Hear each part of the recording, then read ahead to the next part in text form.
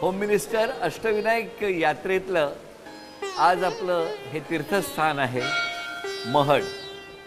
महडच्या वरदविनायकांचं दर्शन घेऊन आपण पुन्हा एकदा आपल्या सगळ्यांच्या सुखासाठी प्रार्थना करणार आहोत. महड गावाची महती सुर वरदविनायकाचं तिथं मंदिर.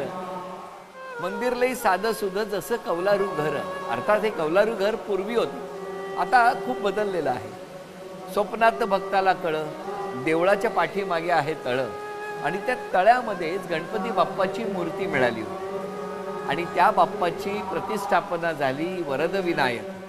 आणि या वरदविनायकांचं दर्शन आज आपण घेणार आहोत. आज योग इतका छान आहे की ज्या क्षणी आपण या मंदिरात आलेले आहोत, आज या ठिकाणी गणेश याग संपन्न होतोय. तेव्हा गणेश यागालाही नमस्कार करूया आणि चला तुमच्या सुखासाठी पुन्हा एकदा प्रार्थना करू.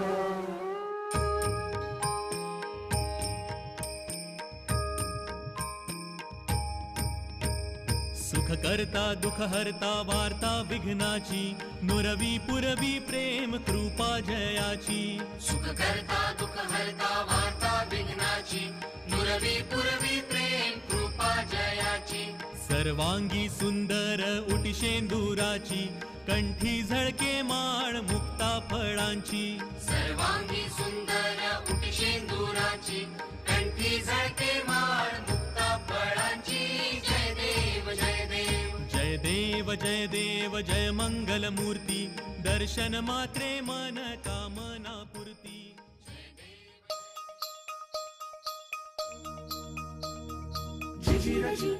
नमस्कार. होम मिनिस्टर मैत्री खास रियुनियन झकास अष्टविनायक विशेष च्या आजच्या भागात मी आदेश बांदेकर आपणा सगळ्यांचं मनापासून स्वागत करतो. पहिले संस्कार घरातली आई करते आणि मग आयुष्याच्या एका टप्प्यावरती कानावरती घंटेचा नाद होतो आणि आपण शाळेमध्ये जाऊ लागतो. आणि मग त्या शाळेतल्या बाई, बाबातला बा आणि आईतला ई जर एकत्र केला तर बाई, आणि या बाई उत्तम संस्कार देत असतात, शिक्षिका. आणि मग त्या शाळेमध्ये त्यांची मैत्री कशी झाली ते जाणून घेऊया. महड जवळच्या या सगळ्या माऊलींना आज आपण भेटणार आहोत. चला स्वागत करूया या सर्व माऊलींचं. नमस्कार. नमस्कार. शाळेचं नाव काय? सरनौबत नेताजी पालकर विद्या मंदिर चौक. तुम्ही सगळ्याजणी त्या शाळेत? हा, एका शाळेत. हो, एका शाळेतल्याच आम्ही सगळ्याजण. माऊली, प्रत्येकीने आपलं नाव, माहेर सासर म्हणजे दोन्ही कुठलं ते आम्हाला ऐकायला आवडेल. माझं माहेरचं नाव आहे लीला हनुमंत गायकवाड, जन्मगाव खोपोली आणि मूळचं गाव सोलापूर.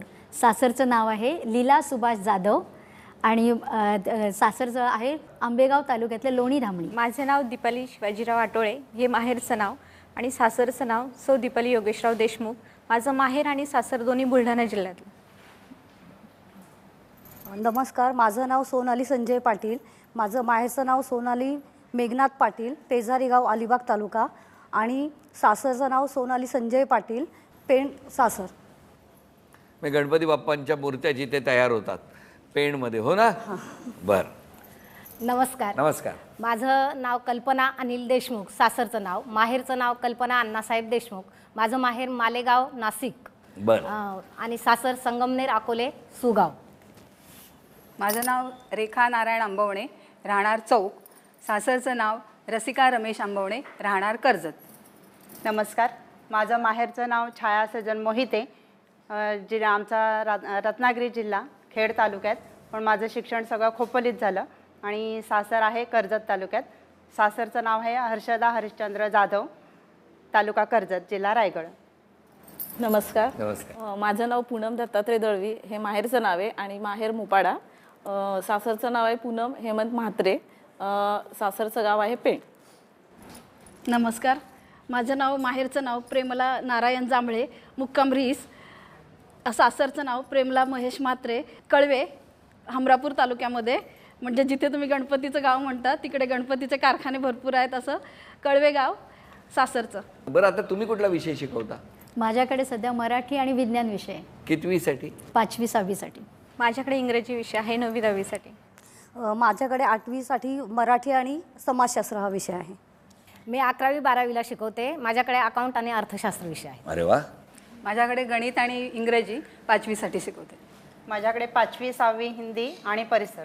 आपण माझ्याकडे सायन्स मॅथ्स आहे 9वी 10वीचं. अच्छा. माझ्याकडे हिंदी हा विषय आहे आणि इतिहास 9वी 10वी. आता सगळे विद्यार्थ्यांना जेव्हा समजेल तेव्हा फार उत्साह वाढेल त्यांचा, हो की नाही? हो हो नक्कीच. कशासाठी वाढेल? आमच्या मॅडमची सुद्धा स्पर्धा असते आणि त्यांना सुद्धा एखादे शिक्षक येऊन प्रश्न विचारतात, याबद्दल सुद्धा उत्सुकता वाढेल त्यांची. पण मला तुम्हाला विचारायचं आहे तुमचं आणि देवाचं, म्हणजे जसं महड देवस्थान आहे, आता आम्ही अष्टविनायक यात्रा करतोय त्या निमित्तानं प्रत्येकीच्या आयुष्यातनं एक देवाचं स्थान असतं. मग ते वेगवेगळ्या मार्गाने असतं, माध्यमातनं असतं, कसंही असतं. मग तुमच्या बाबतीत काय आहे अनुभव जर सांगायचा झाला? कोणीही बोला. हां. माझा एक अनुभव सांगते की माझं बालपण इथेच खोपोलीत गेल्यामुळे चतुर्थीला आम्ही महडला काकड आरतीला यायचो. बरं. हां, काकड आरतीला बरेच वर्ष आम्ही आलेलो आहोत. आणि मला एक प्रचिती आलेली सांगते की अगदी महड फाट्यावर आम्ही सकाळी टेम्पोनी जायचे. 6:30ची वेळ होती, 7ची शाळा असते. खोपोली फाट्यावरून टेम्पो पकडला आणि 6:30 वाजता आमचा वन वे असल्यामुळे गाडी सुसाट, पण समोरून एक टेम्पो आला आणि तो आमच्या समोर असा वळून सरळ झाला. आणि त्यावेळेला त्या ड्रायव्हरलाही सुचलं नाही की ब्रेक मारावं की काय करावं. अक्षरशः आम्ही तिघांनी डोळे मिटले होते की काय पुढे होईल काय सांगता येत नाही. आणि जेव्हा डोळे उघडले तेव्हा तो टेम्पोसुद्धा सरळ होता आणि आमचा टेम्पोसुद्धा सरळ चालला होता. अशा प्रकारे एक प्रचिती मला एक आली आणि ती सुद्धा महड फाट्यावर आलेली आहे. महड फाट्यावर आलेली अगदी. वा वा वा वा. अजून कोणाचं काय? माझ्या आईचा एक अनुभव आहे गणपतीच्या बाबतीतला. माझा जन्म 23 सप्टेंबर. त्यावेळी अनंत चतुर्दशी होती आणि 2-4 महिन्यांनी मी आजारी पडले. मग डॉक्टरकडे नेल्यानंतर लगेच मी बरी झाली, म्हणजे तिथंच लगेच हातपाय हलवायला लागले. मग आईला आमच्या कामवाली बाई होती, तिने सांगितलं की मी असं बोलले होते की हिला जर बरं वाटलं तर मी गणपती आणू. आणि त्यामुळे दरवेळी आई घरातले सगळे सांगत असतात की तुझ्या जन्मापासून आम्ही गणपती आणतोय. अजून कोण? लहाना भाऊ आहे गणेश, त्याचा जन्मच गणेश चतुर्थीचा म्हणून नाव गणेश, म्हणून नाव गणेश ठेवलं. आणि दुसरं नाव त्याचं विनायक. पण त्याच्या बाबतीत सतत गणेश चतुर्थीलाच काही ना काही विशेष अनुभव येत गेले.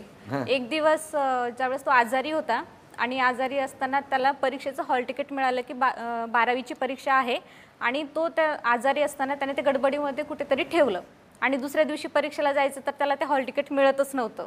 आणि मग त्याची श्रद्धा गणपतीवर खूप आहे म्हणून त्याने देवासमोर डोळे जोडले आणि नमस्कार केला. आणि त्याला प्रचिती मिळाली की त्याने त्याचं हॉल तिकीट त्याच्या पिलोखाली ठेवलेलं आणि त्याने डोळे उघडल्यानंतर तो आला आणि त्याने पिलो वरती केली, त्यावेळेस त्याला ते मिळालं.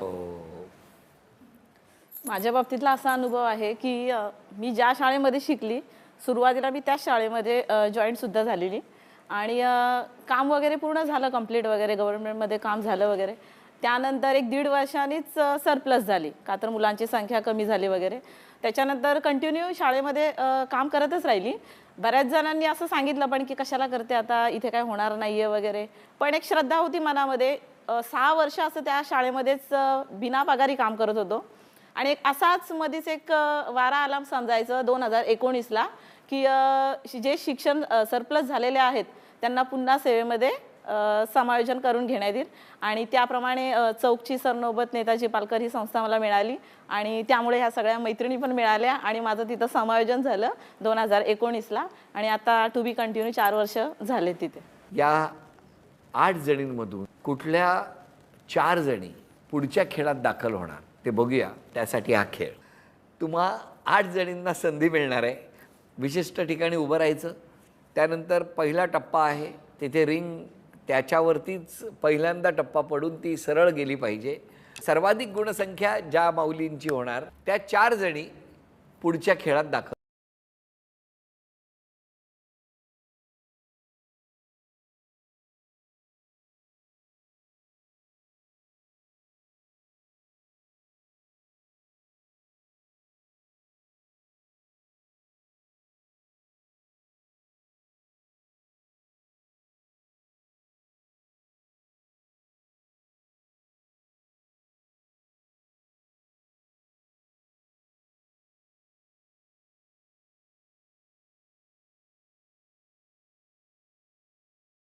एक,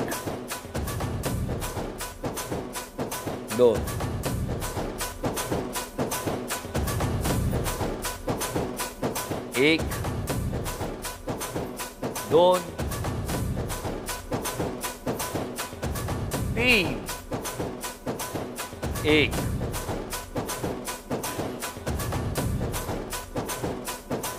2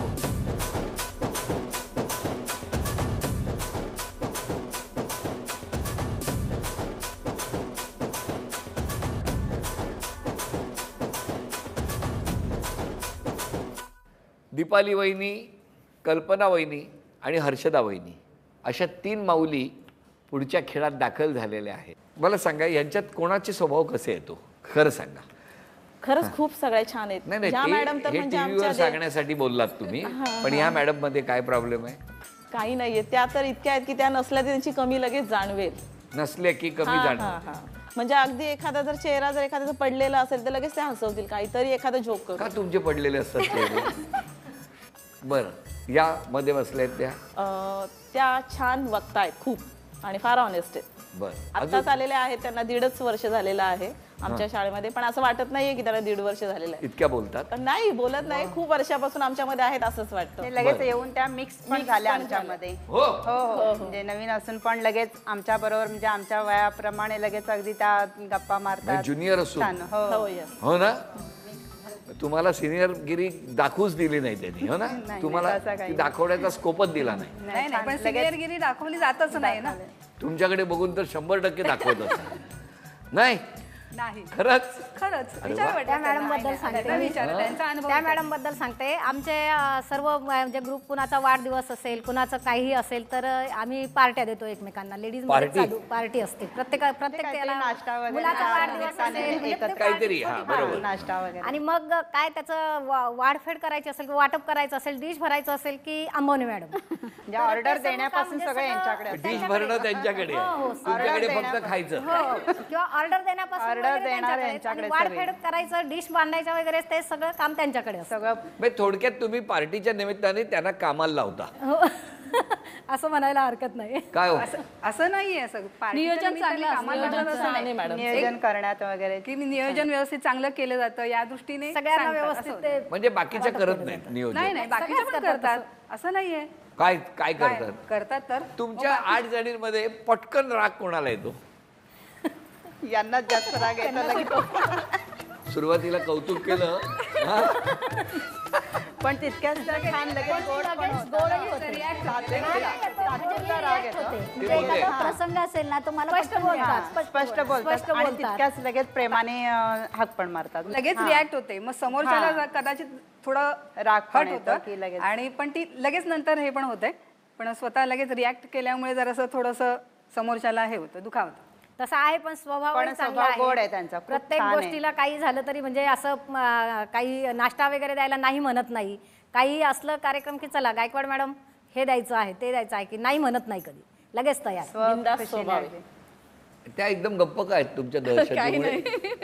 काय हो, त्या इतक्या का शांत आहेत? काहीच नाही, आम्ही सगळे बोलतोय ना म्हणून त्या थोड्या शांत आहेत. ऐकते हो. म्हणजे तुम्ही ऐकण्याच्या झोन मध्ये आहात. बरं, तुम्ही 3 जणींसाठी हा खेळ आहे. खेळ सोपा आहे. निरंजनांचा मनोरा रचायचा आहे आणि हा मनोरा रचत असताना सर्वात उंच मनोरा ज्या माऊली रचणार त्या 2 जणी पुढच्या खेळात दाखल होणार. महत्त्वाची गोष्ट, एकदा तुम्ही मनोरा रचायला सुरुवात केली की पुन्हा त्यातलं निरांजन काढून तुम्ही खाली ठेवू शकणार नाही. एकदाच मनोरा रचत जायचा आहे, हा महत्त्वाचा नियम. बघूया कुठल्या 2 जणी पुढच्या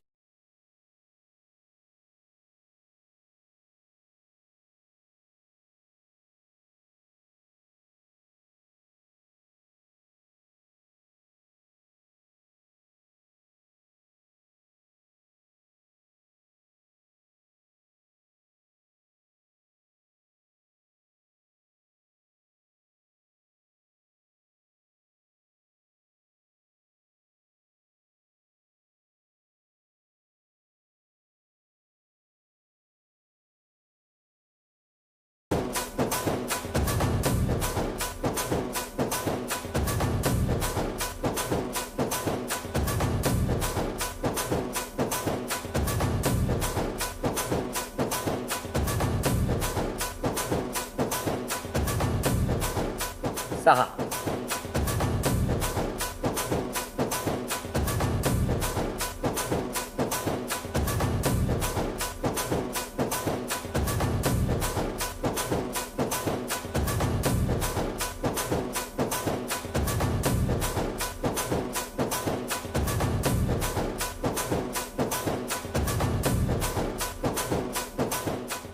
एक 2 3 4 5 6 7 8 हर्षदा वहिनी आणि दीपाली वहिनी पैठणीच्या खेळात दाखल झालेल्या आहेत. झी मराठीकडून ही भेटवस्तू.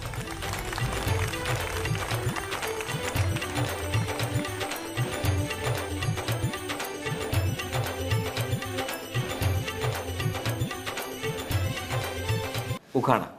नमन माझे गौरी तनया भालचंद्रा मोरया सुभाष माझे आहेत राया उदंड आयुष्य लाभोतया. अरे वा. महाराष्ट्राला शोभा जिजाऊंची, शिवरायांना शोभा सईबाईंची आणि माझ्या कुंकवाला शोभा योगेशरावांची.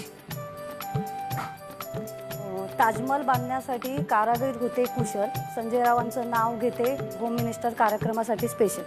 अरे वा. हरिश्चंद्र राजा तारामती राणी रोहिदास पुत्र अनिल रावांचं नाव घेऊन बांधले मंगळसूत्र. हिंदमातेच्या डोक्यावर मोत्याची जाळी रमेश रावांचं नाव घेते होम मिनिस्टरच्या वेळी. इंग्लिशमध्ये गवताला म्हणतात ग्रास आणि हरिश्चंद्र रावांचे नाव घेते झी टीव्हीच्या टीमसाठी खास.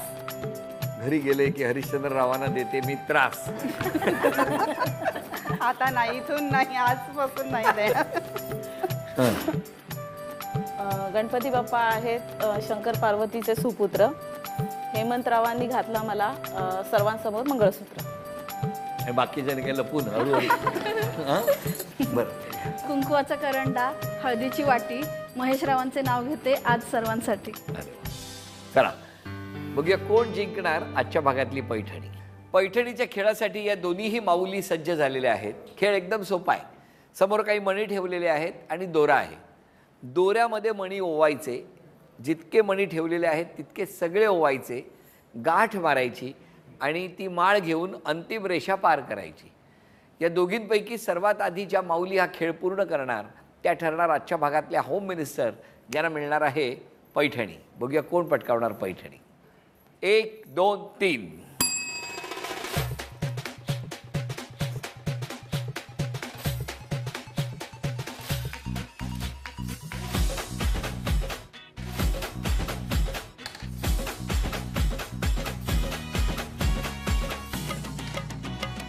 व्यवस्थित माळ गाठ बांधून पुढे घेऊन जायची आहे.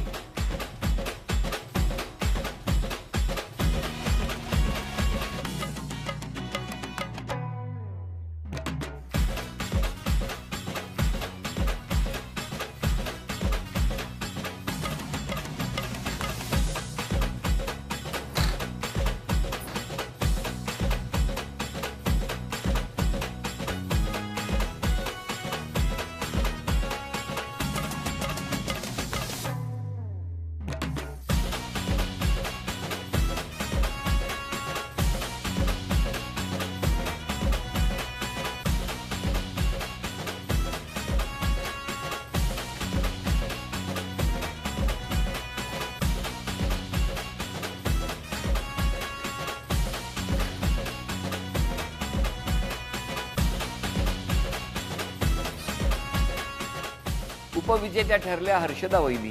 त्यांना झी मराठीकडून मिळत आहे ही चिंचपेटी. आणि आजच्या भागात होम मिनिस्टर ठरल्या दीपाली वहिनी. त्यांना कलानिधी ठाणे यांच्याकडून मिळत आहे पैठणी. अभिनंदन. दीपाली वहिनींना झी मराठीकडून मिळत आहे ही सोन्याची नथ. या सर्वांच्या सुखासाठी प्रार्थना करू.